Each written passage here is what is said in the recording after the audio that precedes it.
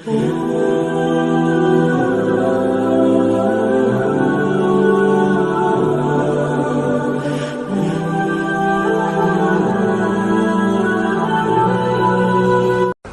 itu sifatnya, kafir itu orangnya.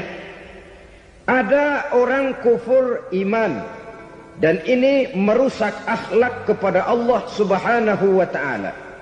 Kufur iman itu kadang-kadang bentuknya syirik, orangnya disebut musyrik. Kufur iman itu kadang-kadang bentuknya nifaq, orangnya disebut munafik.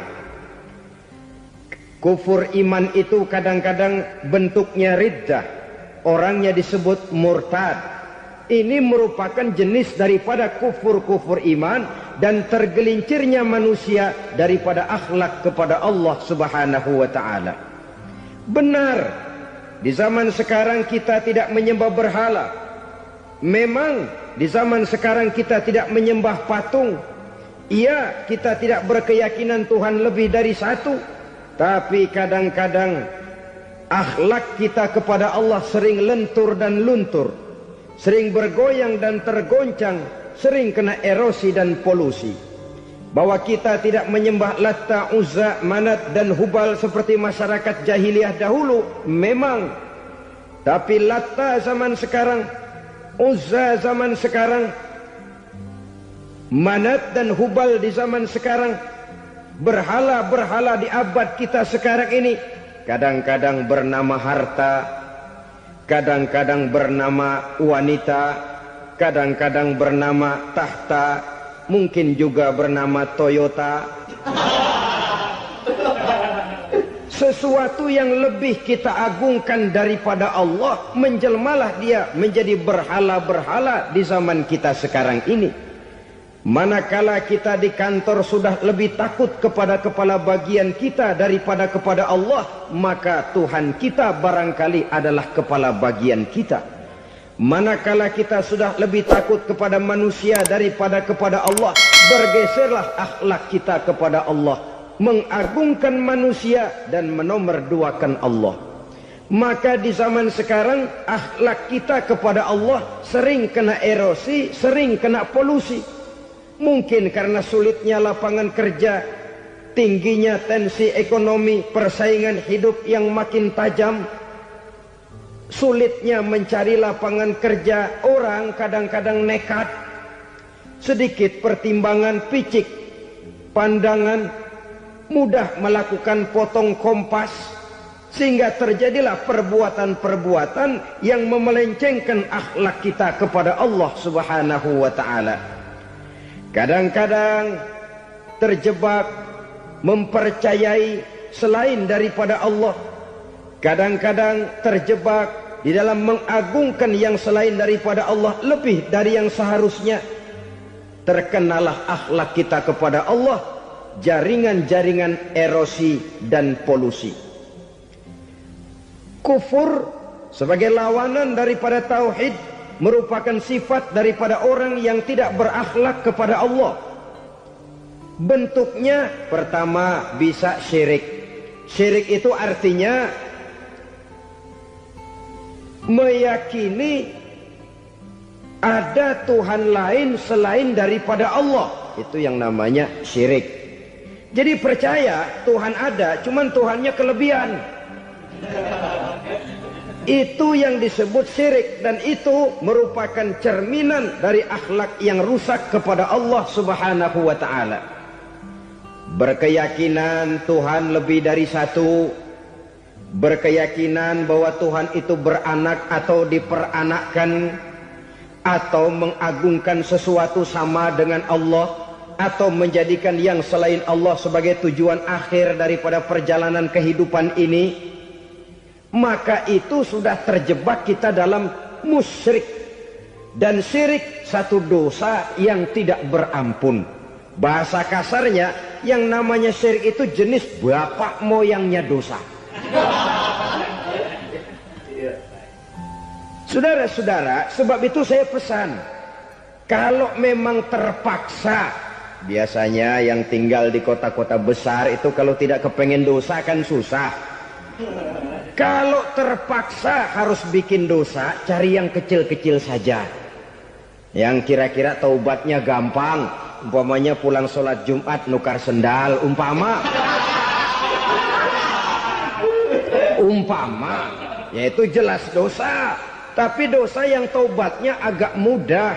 Jangan sampai terjebak ke dalam syirik, menyekutukan Allah. Kalau sudah menyekutukan Allah, Allah dimadu, murka benar Allah kepada kita. Innallaha la yaghfiru ayyushraka bih wa yaghfiru ma duna dzalika liman yasha. Allah tidak akan memberi ampun kepada orang yang menyekutukannya dengan sesuatu, tapi Allah mau mengampunkan dosa yang selain itu bagi orang yang dikehendakinya. Jadi orang-orang yang sudah terjebak syirik, menyekutukan Allah, meyakini ada Tuhan lain selain daripada Allah, meyakini Tuhan beranak atau diperanakkan, bagaimanapun baiknya mereka di dunia, bagaimanapun sosial jiwanya, bagaimanapun pemurah tangannya memberikan santunan dan pertolongan kepada orang lain, kalau sudah syirik, seluruh nilai kebaikannya akan tidak ada gunanya lagi. Karena tidak ada tempat nilai kebaikan itu bergantung. Sedangkan kita berbuat baik agar diterima oleh Allah. Kalau Allahnya marah kepada kita, siapa yang akan menerima nilai kebaikan itu sendiri? Ini bentuk yang pertama. Yang nyata-nyata menyembah berhala, syirik. Yang nyata-nyata beriktikad Tuhan lebih dari satu, syirik. Atau yang tersamar. Yang tersamar itu yang sering jadi penyakit kita. Saya sejak ada perkutut ini di rumah, perkutut. Saudara-saudara, yang merusak akhlak kepada Allah, yang merusak tauhid setelah syirik, bisa juga berbentuk nifak. Nifak itu sifatnya, orang yang punya sifat nifak disebut munafik. Asal katanya dari nafakun. Nafakun itu satu lubang yang punya dua muka, seperti goa, ada tempat masuk, ada tempat keluar. Maka munafik orang yang punya dua muka. Kalau bahasa kita, pandai bermain minyak di atas air. Manis jika berhadapan, balik belakang lain bicara. Sehingga apa yang dinamakan nifak, kata Imam Ali Al-Jurjani dalam kitab ta'rifatnya, izharul imanu bil lisan wa kitmanul kufri bil qalbi. Menyatakan, menampakkan iman dengan lidahnya, tapi menyembunyikan kekafiran dalam hatinya. Dengan kata lain, lidahnya mah iman, hatinya mah kafir. Padahal hati itu yang dilihat, padahal hati itu yang dinilai. Kenapa lidahnya mengaku iman? Ya mungkin karena kepepet, mungkin karena kepentingan, mungkin karena ingin mencari kelemahan orang, lalu dia pura-pura beriman. Tapi sesungguhnya hatinya kufur. Ini merupakan penyakit munafik. Dan terus terang, menghadapi orang munafik jauh lebih berat daripada menghadapi orang kafir. Kenapa? Munafik ini kan musuh dalam selimut. Mau dibilang musuh nyata-nyata, apalagi di zaman Rasul ya, ketika periode Madinah, berat sekali menghadapi orang munafik. Mau dibilang kafir, kalau ketemu assalamualaikumnya medok juga. Mau dibilang mukmin, di belakang ngegerundel, nyari-nyari penyakit, nyari-nyari lantaran, mencari-cari gara-gara. Kalau kafir jelas kafirnya, kalau musyrik jelas musyriknya. Tapi munafik, di depan kita dia mengaku beriman, di belakang kita dia caci maki kita. Maka demikian rupa watak orang munafik, Allah benci betul. Sampai dalam Quran orang munafik itu divonis innal munafikin fid darkil asfal minan nar. Orang-orang munafik di dasar jurang neraka yang paling bawah, keraknya neraka. Saudara-saudara kaum muslimin rahimakumullah, sebab munafik sangat berbahaya, membahayakan umat, membahayakan agama. Di depan kita mereka ngaku pura-pura beriman, kalau pidato luar biasa memuji agama setinggi langit, menampakkan seolah-olah dia orang yang dekat dengan agama. Saudara-saudara, agama penting, agama mutlak. Tapi yang ngomong begitu agamanya apa? Remeng-remeng. Cuma sekedar lipstick, cuma sekedar dekorasi, cuma sekedar kamuflase buat ngibuli orang lain. Dia mengaku beragama, mengatakan agama mutlak, menganggap agama penting, seolah-olah memperhatikan benar tentang tatanan kehidupan beragama, tapi sebenarnya di hatinya tidak lebih berkecamuk penyakit-penyakit kufur. Maka sifat munafik ini termasuk menodai tauhid, artinya merusak akhlak kita kepada Allah Subhanahu wa ta'ala. Sifat yang ketiga yang juga merusak akhlak kita kepada Allah dinamakan riddah. Riddah itu sifatnya, orang yang punya sifat riddah disebut murtad. Murtad keluar dari Islam. Keluar dari Islam tentu tadinya di dalam Islam. Oleh satu perbuatan dia bisa menjadi murtad. Misalnya tadinya dia iman benar kepada Allah, tapi melarat. Kadang-kadang sehari masak, 3 hari libur. Akhirnya oleh kesulitan ekonomi dia tidak kuat. Ada yang menawarkan kebaikan, dibawain supermi, dibawain obat-obatan, diberikan beras.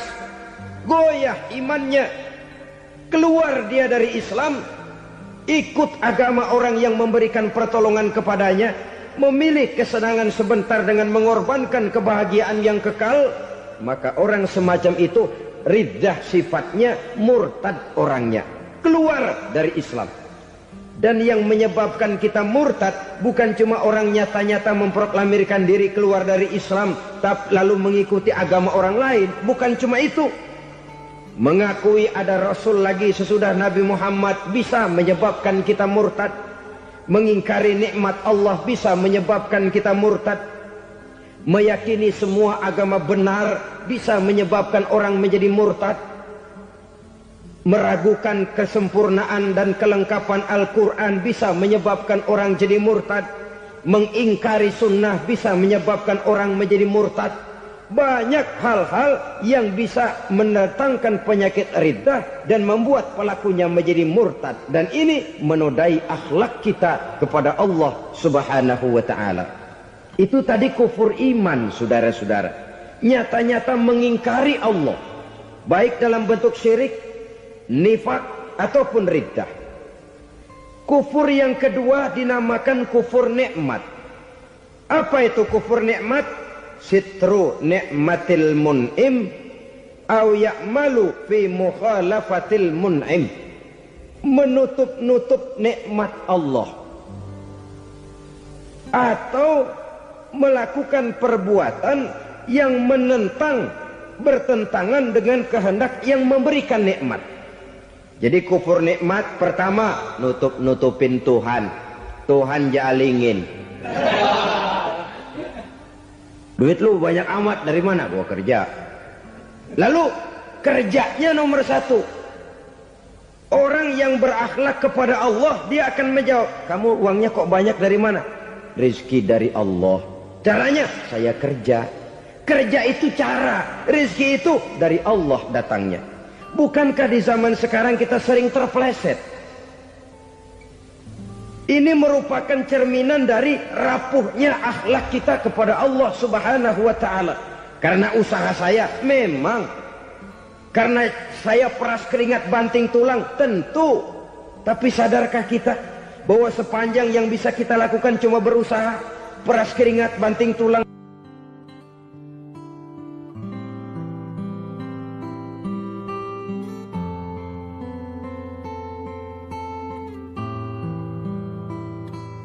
Soal rizki, soal jodoh, soal maut, kitakah yang mengatur? Kitakah yang menentukan? Subhanallah. Manusia sungguh tidak berdaya menghadapi 3 hal paling pokok ini. Rezeki, kita cuma bekerja. Kitakah yang menentukan? Tidak. Kita berusaha saja, rezeki belum pasti dapat. Apalagi kalau kita tidak berusaha. Jangan terjebak dalam fatalisme. belum perang udah nyerah. Emang dasar rezeki datangnya dari Tuhan, gak usah kerja, dan ntar juga kalau dia datang. Dari mana datangnya? Kerja saja belum tentu dapat rezeki, apalagi kalau tidak kerja.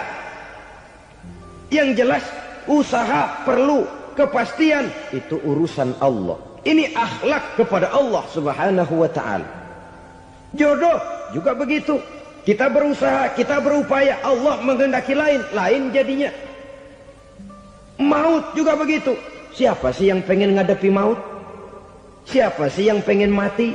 Siapa sih yang pengen ketemu malaikat Israel? Tidak seorang pun kalau ditanya, kecuali mereka yang putus asa ya. Kalau otaknya masih normal, mau mati mesti belakangan dulu udah dikit. Tapi yang satu itu saudara, kalau dia sudah datang, tenaga mana yang bisa menolak? Kalau dia sudah berkunjung, kekuatan mana yang bisa menghindar? Kalau dia sudah ingin bertemu, kemana kita bisa melarikan diri? Manusia sepanjang yang dia lakukan hanya berusaha, tapi kepastian, ketentuan dari Allah Subhanahu wa ta'ala. Orang yang kufur nikmat, nutupin Allah. Dia merasa rezekinya adalah mutlak peras keringatnya, seolah-olah Allah nggak punya peranan apa-apa di situ. Oh, ini kan saya bisa rumah begini karena saya kerja keras. Oh, ini mobil saya begini saya kerja keras. Peras keringat, banting tulang, keras.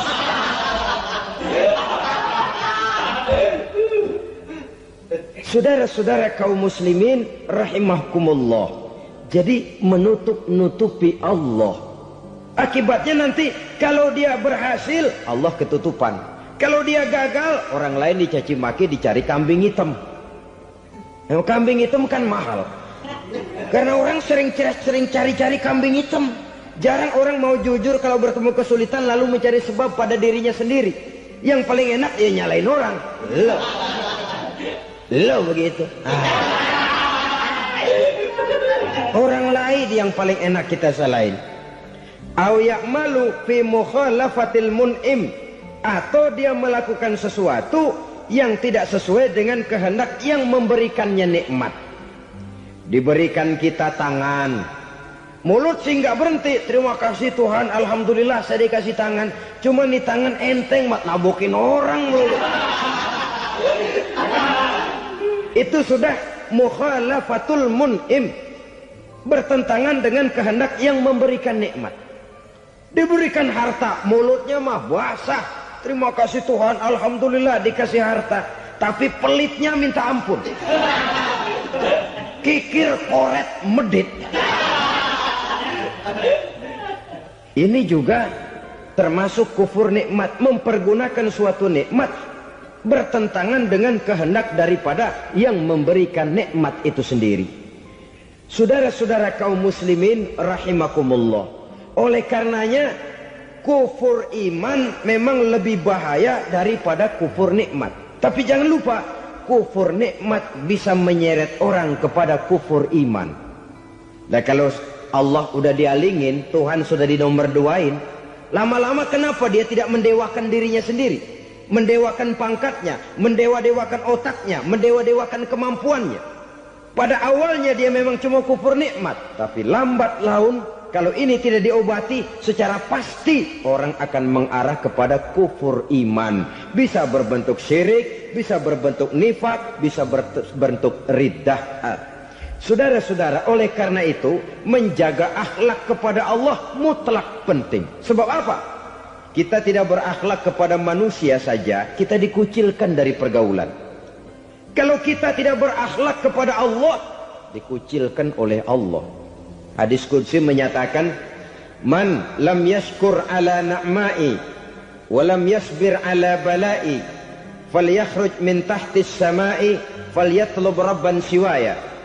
Kata Allah, siapa orang yang tidak mau bersyukur terhadap nikmat yang aku berikan kepadanya dan tidak mau sabar terhadap ujian yang aku berikan kepadanya, falyakhruj min tahtis samai, persilahkan saja keluar dari kolong langitku. Wal yatlub rabban siwaya, tolong cari Tuhan lain selain daripada aku. Murka Allah, diusir, cuman gak kedengeran aja. Siapa yang tidak mau syukur terhadap nikmatku, siapa yang tidak mau sabar terhadap ujian yang aku berikan kepadanya, persilakan keluar dari kolong langitku ini, cari Tuhan lain selain aku. Nah, langit Tuhan yang punya, Tuhan kita lawan, diusir dari kolong langit, mau pindah ke kolong mana?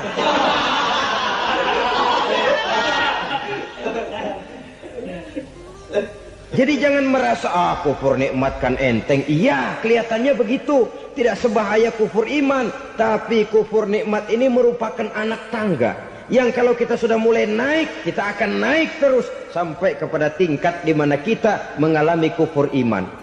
Kalau sudah ke sana, maka akhlak kita kepada Allah terkenalah erosi, terkena polusi, hancur akhlak kepada Allah, dan itulah sumber kesengsaraan abadi.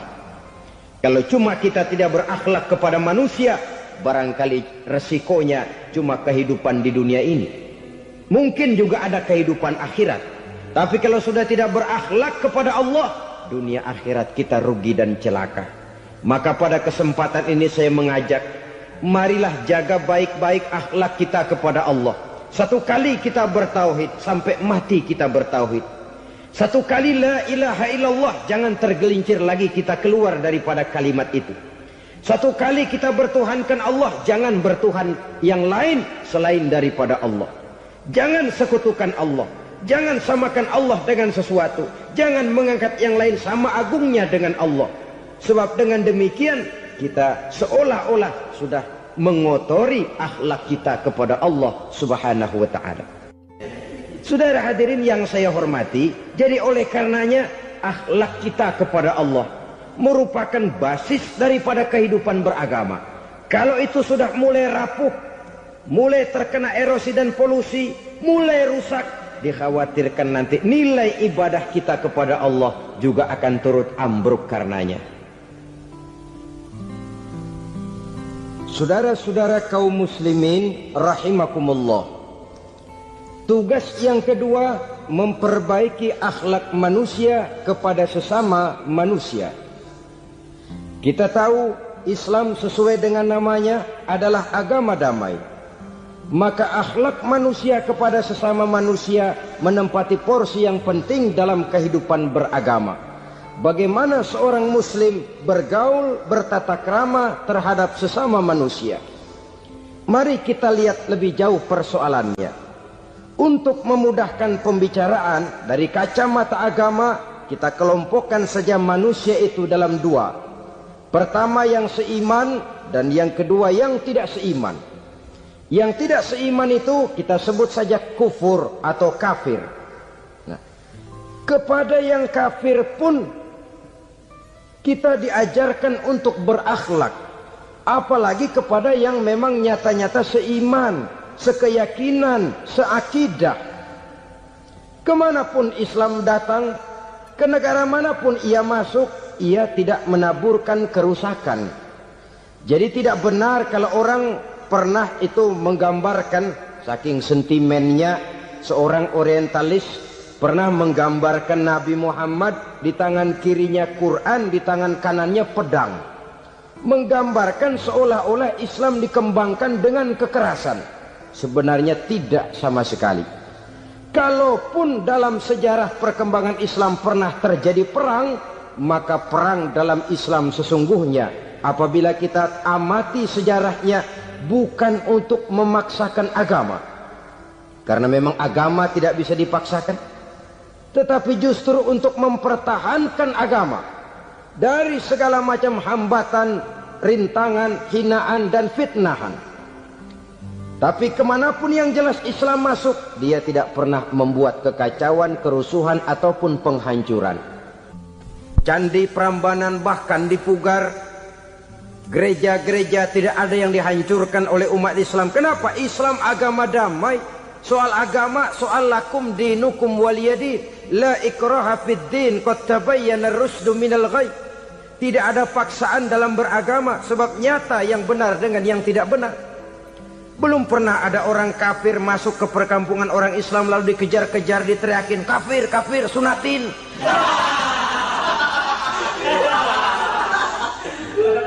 Belum pernah. Kenapa? Islam menghormati orang lain agama. Nah, yang kafir ini macam-macam, saudara. Ada kafir harbi. Nah, ini kafir kerok. Ini kafir yang nyata-nyata memproklamirkan permusuhan kepada umat Islam. Nyata-nyata mengganggu ketenangan umat Islam.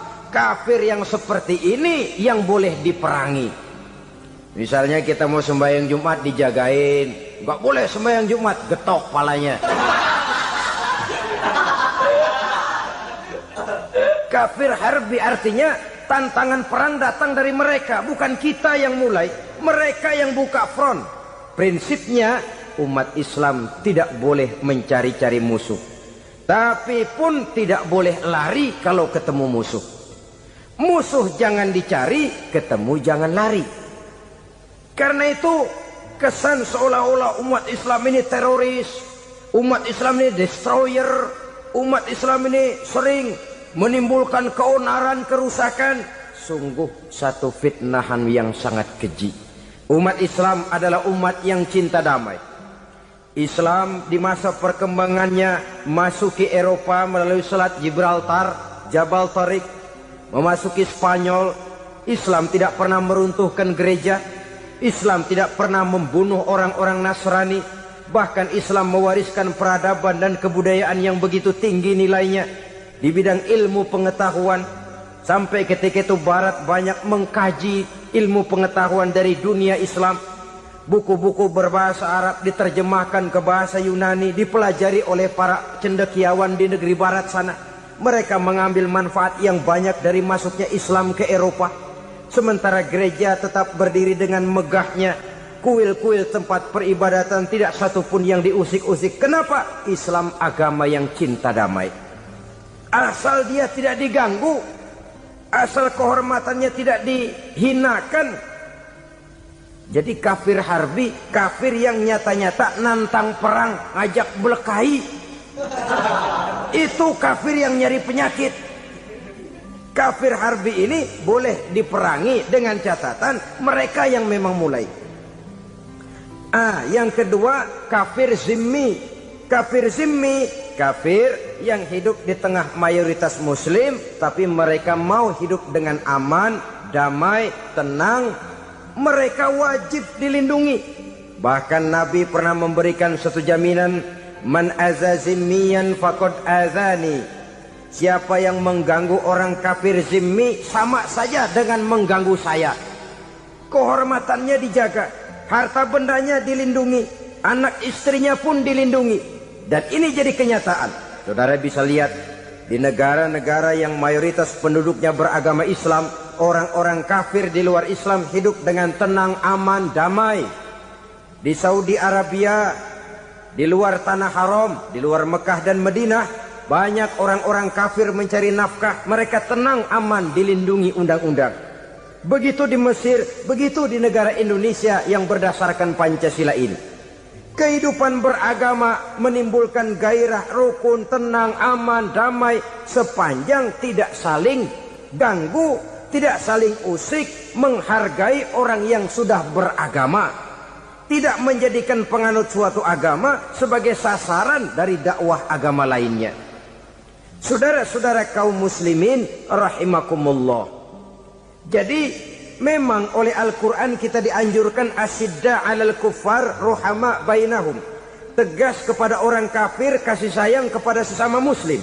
Tapi tegas bukanlah berarti marah-marahan, bukan berarti musuh-musuhan, bukan ngajaki perang. Tegas dalam arti punya garis tentang kehidupan beragama, lakum dinukum waliyadin.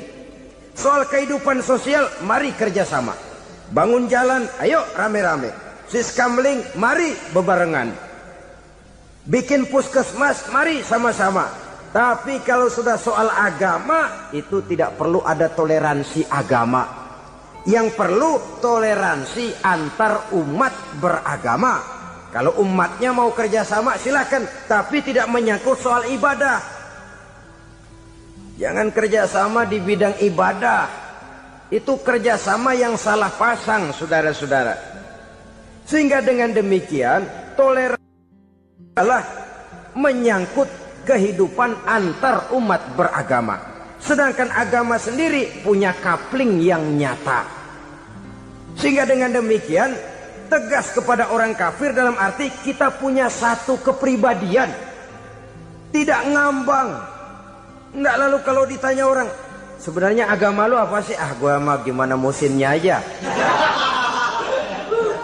Agama pakai musim kayak rambutan. Akhirnya ya begitu, musim-musiman. Ke masjid kelihatan, ke gereja hayo, ke candi nongol, ke apa? Bingung malaikat bagaimana nyatetnya nih bocah ini. Di mana aja ada. Kita punya satu kepribadian. Saya muslim dan garis saya ini, lakum dinukum waliyadin.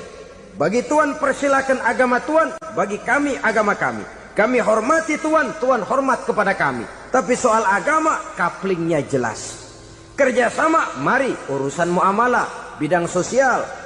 Yuk kita siskamling sama-sama dengan orang lain agama. Mari jaga kerukunan, kesatuan, persatuan, kekompakan. Perbaiki jalan yang rusak, mari sama-sama. Mendandani jembatan yang runtuh, mari sama-sama. Tapi sembahyang, kaplingnya lain-lain. Sebab Nabi juga dulu pernah ditawarkan begitu loh sama kafir jahiliyah dulu, Quraisy itu. Sudah Muhammad, sekarang begini saja, kita join aja daripada marah-marahan. Hari ini saya oke, menyembah Tuhanmu Allah. Besok gantian kamu menyembah Tuhan kita, Latta, Uzza, Manat dan Hubal. Turun, qul ya ayyuhal kafirun la a'budu ma ta'budun. Soal ibadah kaplingnya jelas, tidak boleh dicampur adukkan. Sebab kalau tidak, kita akan mulai kehilangan identitas diri. Dan disitulah krisis kehidupan keyakinan beragama dimulai. Dari krisis identitas. Hujan gede kan mulainya gerimis dulu. Di mana-mana ya gerimis dulu. Gerimis makin lama makin gede. Kita akan mulai dengan kehilangan identitas diri. Dari sana nanti kita malu mengakui keislaman kita. Kalau orang Islam malu mengakui keislamannya, ini kan ironi, menyedihkan. Ngakui Islamnya saja malu, menonjolkan keislamannya malu. Tidak ada rasa bangga beragama. Padahal ini modal dasar. Hanyalah dengan rasa bangga beragama kita lalu konsekuen. Bangga yang tidak konsekuen, wah pokoknya kan gua kan Islam, agama yang paling benar. Tapi hidupnya sendiri jauh dari tuntunan Islam. Itu bangga yang tidak beralasan, bangga yang tidak perlu dibanggakan sebenarnya. Kebanggaan yang membuat kita konsekuen dan dekat dengan kehidupan beragama. Jadi dengan demikian saudara-saudara, kepada non-muslim kita juga harus berakhlak. Bukankah ini sudah dicontohkan oleh Rasul? Bagaimana beliau disambiti orang di Taif, yang menyambiti malah didoakan. Bagaimana Suraqah mau membunuh beliau, malah Suraqah didoakan. Bagaimana Abu Jahal dan Abu Lahab saking mangkalnya. Ini Abu Jahal pernah gali lubang di kamarnya sendiri, di depan tempat tidurnya. Setelah dia gali lubang, ditutupin pakai keraras korma.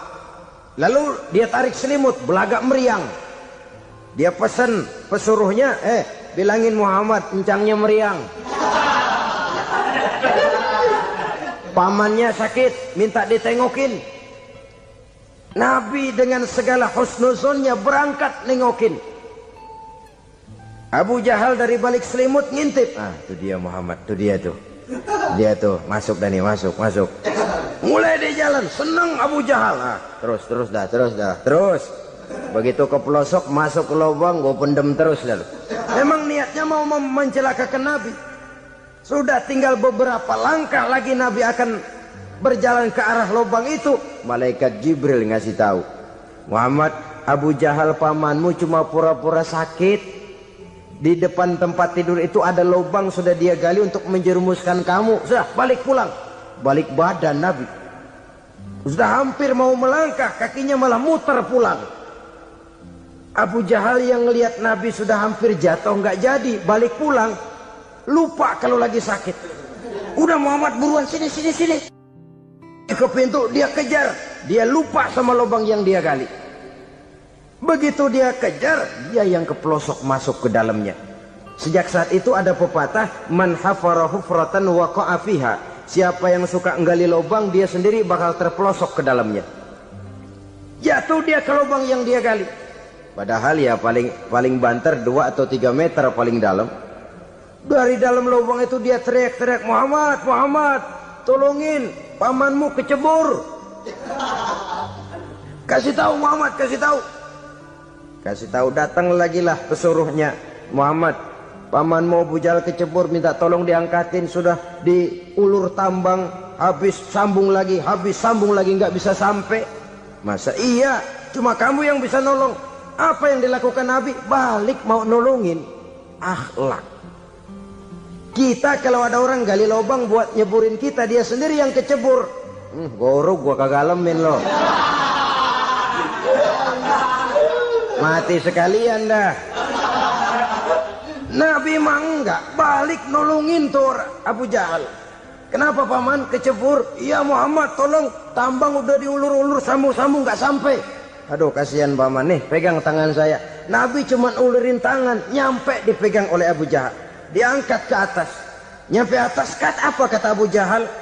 Tambang bergulung-gulung nggak nyampe, kamu cuma pakai tangan doang kok bisa Muhammad, hebat banget sihirmu. Mukjizat dia bilang sihir, udah ditolongin nyelak lagi, kan yang enak kita injak palanya. Orang dulu bilang wah katanya nolongin anjing kejepit. Udah selesai ditolongin malah yang nolong digigit. Saudara hadirin yang saya hormati, kepada orang-orang kafir kita harus berakhlak, menghormati mereka, tidak memaksakan satu keyakinan dalam batas-batas yang ditolerir oleh agama, yaitu pada masalah-masalah sosial dan muamalah. Itu kepada non-muslim, apalagi kepada sesama muslim. Baik akhlak kepada orang tua, akhlak kepada guru, akhlak kepada jiran atau tetangga, itu semua termasuk dalam akhlak kepada sesama manusia. Akhlak kita kepada orang tua, kadang-kadang kita orang timur ini ketularan orang barat. Engkongnya dianggap CS. Salaman main kedet aja, halo kong. Engkongnya bahalo dibengong. Saudara-saudara kaum muslimin rahimakumullah, akhlak yang tua kepada yang muda, akhlak yang muda kepada yang tua, kepada jiran dan tetangga, kepada sanak famili dan handai tolan, pendeknya kepada sesama muslim. Tetangga ada haknya, ada hak tetangga yang kalau kita berakhlak itu harus dipenuhi. Contoh kecil, kalau saya beli radio, itu saya dong boleh berpikir, ini radio saya beli pakai uang saya setel di rumah saya, sekeras-kerasnya ada apa sama orang lain? Radio gua, yang beli gua pakai duit gua, gue setel di rumah gue, ada urusan apa sama orang lain? Itu kalau menurut saya. Tapi tetangga sebelah saya kan bisa juga ngomong begitu. Mata gue, yang ngantuk gue tidur di rumah gue, kenapa suara radio lu masuk kemari? Ketika itulah lalu kebebasan saya nyetel radio dibatasi oleh kebebasan tetangga saya yang mau tidur. Ini sudah akhlak namanya. Umpamanya lagi ada Nabi ajarkan, iza tobakhta maraqatan fa'akthir ma'aha wa ta'ahad jiranaka. Kalau kamu masak sayur, banyakin kuahnya, bagiin tetangga kamu. Bukan bagiannya itu yang jadi soal, tapi akhlak kepada tetangga. Udah tahu tetangganya kelaparan, diseksa, goreng ikan asin, se-RW baunya ngayap, kembang kempis orang nungguin. Saudara hadirin ma'asyiral muslimin rahimakumullah. Jadi dengan demikian, kalau sudah kembali kepada orang-orang yang nilai imannya sama dengan kita, apapun organisasinya, Apapun baju yang mereka pakai, kaos yang mereka pakai, jaket yang mereka pakai, kalau sudah seakidah, seiman, jaga akhlak kita. Pendapat boleh berbeda, kaos boleh tidak sama, jaket boleh beraneka warna, bendera boleh beragam-ragam, tapi ukhuwah Islamiyah ini utamakan. Adalah lebih baik mencari persamaan dalam kehidupan dan bukan memperbesar perbedaan. Hanyalah dengan mengembangkan nilai-nilai akhlak semacam ini, toleransi tidak hanya diperlukan kepada yang non-muslim, kepada sesama muslim pun toleransi. Artinya apa? Jangan memponis amalan orang lain. Yang usoli, yang tidak usoli, berjalanlah menurut keyakinannya masing-masing. Jangan lalu memponis, itu namanya nggak toleransi. Kamu nggak pakai usoli ya? Enggak. Brengsek. Kamu pakai usoli ya? Iya. Bidah. Lah dua-duanya kagak yang bener. Kalau yang sembahyang kagak bener, bagaimana yang kagak sembahyang? Apa itu yang bener? Toleransi, setuju dengan perbedaan pendapat, jangan memponis amalan orang lain. Karena kita hanya beramal, hak menerima adalah Allah Subhanahu wa ta'ala. Jangan sebentar-bentar mencap bidah dolalah, finnar, neraka. Kayaknya neraka kapling orang tuanya kali. Gampang bener masukin orang ke neraka. Kita kadang-kadang bisa toleransi dengan orang luar, tapi kepada sesama muslim toleransi tidak sanggup kita adakan.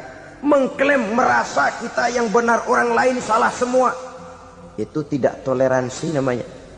Mentang-mentang jadi ustadz, nih satu-satunya ustadz di sini ya, semuanya mesti ngaji kemari.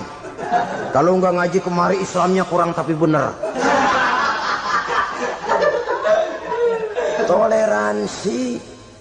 Saudara-saudara kaum muslimin rahimakumullah, lapang dada menghargai orang yang berbeda pendapat, apalagi kalau perbedaan pendapat itu menyangkut hal-hal yang tidak prinsipil, menyangkut hal-hal yang sekunder dalam kehidupan beragama, menyangkut masalah-masalah yang dalam bahasa fikih disebut soal-soal furu'iyah. Tidak usah menyebabkan kita bersih tegang. Kepala sama hitam pendapat boleh berbeda dan halal. Bahkan Nabi mengatakan ikhtilafu ummati rahmatun. Perbedaan pendapat di kalangan umatku bahkan menjadi rahmah, sepanjang perbedaan pendapat itu diiringi dengan rasa toleransi. Tapi kalau sudah main baku hantam, main klaim, memponis orang lain, akhirnya timbullah keretakan. Jangan heran kadang-kadang satu masjid dua kelir. Ya soal kelir boleh kelar-kelir, boleh kelar-kelir, tapi kalau harus terlalu mencolok menyebabkan timbulnya keretakan, saya kira yang akan turun bukan lagi rahmah tapi bala.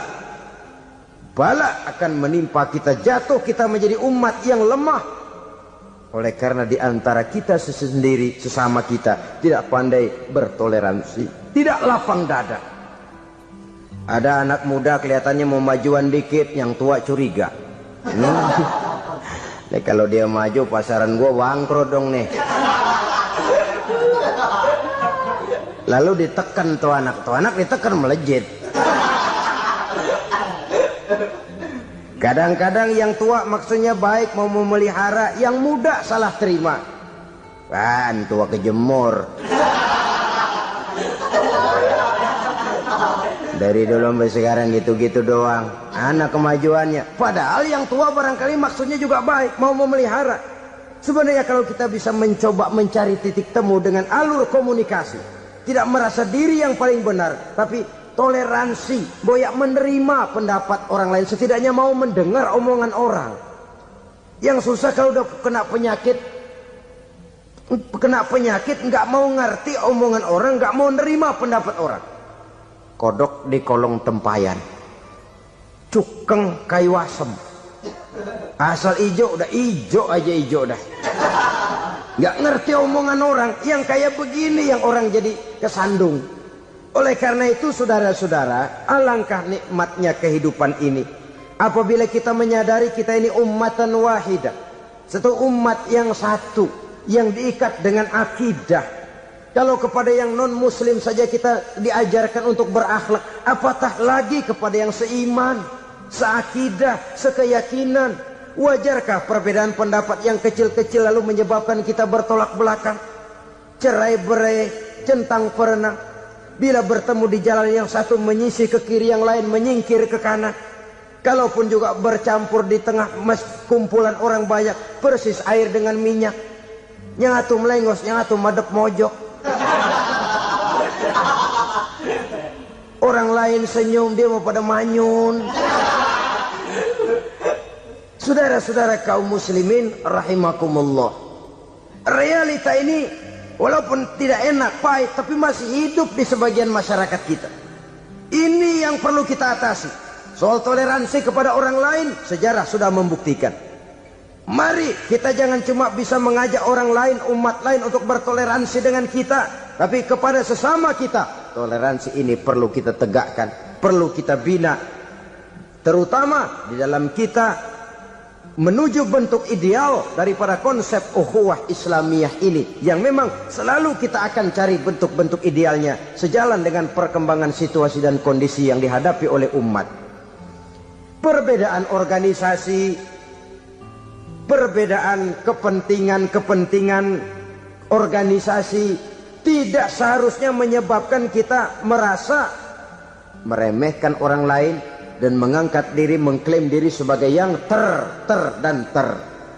Jadi dengan demikian, apabila yang pertama tadi akhlak kepada Allah dinamakan hablum minallah, maka yang kedua ini merupakan hablum minan nas. Jikalau baik akhlak kita kepada Allah, baik akhlak kita kepada manusia, nikmat rasanya menjalani kehidupan. Kadang-kadang orang akhlaknya kepada manusia baik, tapi kepada Allah tidak baik. Hormat sama yang tua, menyayangi yang muda, sama tetangga rukun, tapi sama Tuhan nggak mau sujud. Ini baik kepada manusia, tapi tidak berakhlak kepada Allah. Atau sebaliknya, sujudnya sama Allah mah tekun, bener, khusyuk, bahasanya juga fasih, luar biasa. Tapi sama manusia sombong, takabur, ujub, merasanya dia doang yang paling benar. Sebab iblis itu ya, itu kadang-kadang datang lewat hati, dan memang selalu markasnya di situ. Kalau dia tidak bisa menggoda kita dengan yang lain, dia tumbuhkan sifat ujub. Dia bisikin, wah memang di kampung ini yang paling banyak ibadahnya ente. Yang lain mana, lihat tuh kerocok semua. Lalu di hati orang itu tertanam sifat iya ya. Nah, tatkala iya ya, dia sudah terkena serangan iblis. Akhirnya apa? Orang lain diremehin. Asalnya kagak mau sembahyang, ya diajak salaman dan najis aja dah. Ketemu juga mukanya ditekuk 4. Akhirnya bukan ngajak, malah ngenyek, nyina. Lah orang dihina makin jauh, makin tidak tersentuh. Bukan cara itu yang diajarkan oleh Rasul. Bahwa orang tidak mau sholat, tugas kita mengajak. Soal dia tidak sholat, itu dosa dia kepada Allah. Saudara-saudara kaum muslimin, ujub disuntikkan oleh iblis ke dalam hati kita. Sujudnya kepada Allah benar, tapi akhlaknya kepada sesama manusia, merasa paling benar sendirian, merasa orang lain salah semua. Pokoknya kalau di luar lingkungannya udah kagak bener aja udah bahaya. Saudara-saudara, ini juga penyakit yang disuntikan oleh iblis. Sebab iblis itu tipu dayanya luar biasa, strateginya lihai. Makin tinggi kualitas iman, ya makin berat upaya iblis untuk menjerumuskan kita.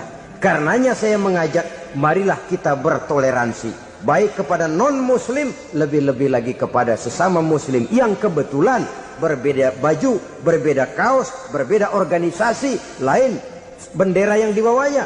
Tapi toleransi mari kita canangkan. Kita terikat oleh ukhuwah Islamiyah. 2. Yang ketiga, akhlak manusia kepada makhluk Allah lainnya di luar manusia. Saudara-saudara, dengan berakhlak kepada Allah, berakhlak kepada sesama manusia, berakhlak kepada makhluk Allah di luar manusia, baik flora maupun fauna, maka mudah-mudahan akan terciptalah satu ekosistem, satu lingkungan hidup yang membuat kita nikmat menjalani kehidupan ini. Inilah saja yang kita bicarakan pada pertemuan kali ini. Marilah kita membina nilai-nilai akhlak walaupun berat tantangannya. Sungguh lebih baik rakyat rendah yang berakhlak tinggi daripada pejabat tinggi yang berakhlak rendah. Karena nilai manusia pada akhirnya ditentukan oleh akhlaknya.